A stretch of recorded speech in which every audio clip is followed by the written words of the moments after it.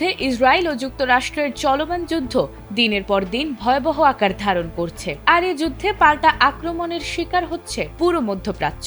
গত 2 সপ্তাহ ধরে এই পাল্টাপাল্টি হামলা দিনের পর দিন আরো বিধ্বংসী হয়ে উঠছে, আর মধ্যপ্রাচ্যকে ঘিরে চলমান উত্তেজনা শুধু যুদ্ধক্ষেত্রেই নয়, প্রভাব ফেলছে যুক্তরাষ্ট্রের অভ্যন্তরীণ রাজনীতিতেও। সাম্প্রতিক এক জনমত জরিপে দেখা গেছে, সম্ভাব্য যুদ্ধ ও তার পরিণতি নিয়ে মার্কিন নাগরিকদের মধ্যে স্পষ্ট মতবিভাজন ও উদ্বেগ তৈরি হয়েছে।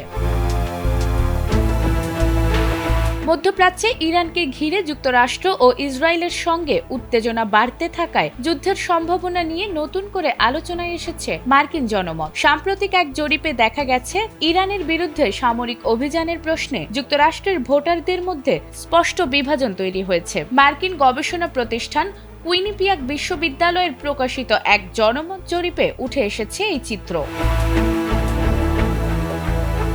জরিপ অনুযায়ী যুক্তরাষ্ট্রের 53% ভোটার ইরানের বিরুদ্ধে সামরিক হামলার বিরোধিতা করছেন, বিপরীতে 40% ভোটার এমন পদক্ষেপের পক্ষে মত দিয়েছেন। তবে ইরানের মাটিতে সরাসরি মার্কিন স্থলসেনা পাঠানোর প্রশ্নে অধিকাংশ মার্কিন নাগরিক কঠোর অবস্থান নিয়েছেন। জরিপে অংশ নেয়া প্রায় 3/4 মানুষই ইরানে মার্কিন সৈন্য মোতায়েনের ঘোর বিরোধিতা করেছেন। তাদের মতে সরাসরি স্থলযুদ্ধে জড়িয়ে পড়া যুক্তরাষ্ট্রের জন্য ঝুঁকিপূর্ণ হতে পারে।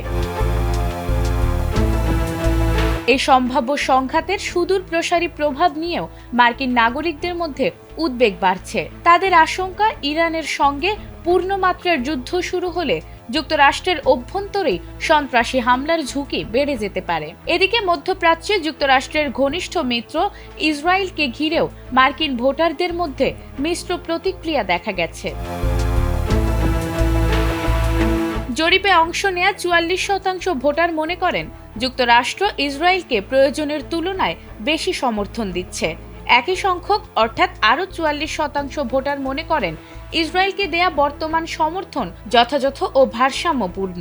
বিশ্লেষকদের মতে এই জরিপের ফলাফল ইঙ্গিত দিচ্ছে যে ইরান ও মধ্যপ্রাচ্য নীতি নিয়ে মার্কিন সমাজে মতবিভাজন ক্রমেই স্পষ্ট হয়ে উঠছে। নাজমুন নাহার জান্নাত, এটিএন বাংলা।